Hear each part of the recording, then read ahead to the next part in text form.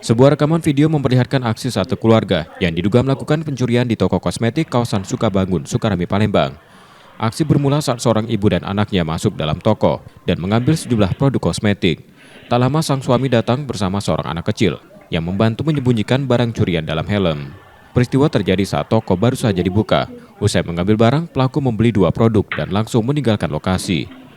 Merasa curiga, pemilik toko memeriksa rekaman CCTV dan menemukan bukti pencurian. Ia mengaku produk yang dicuri cukup mahal.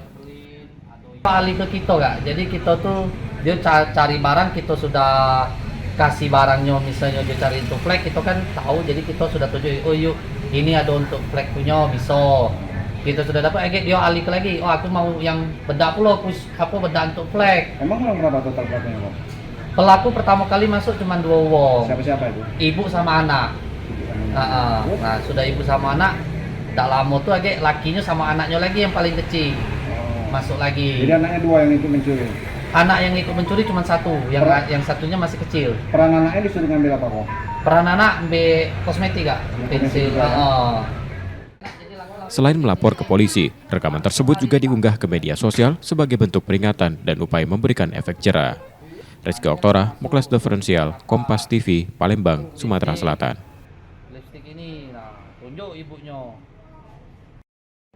Aku ngomong ada sikok. Oh, ibu.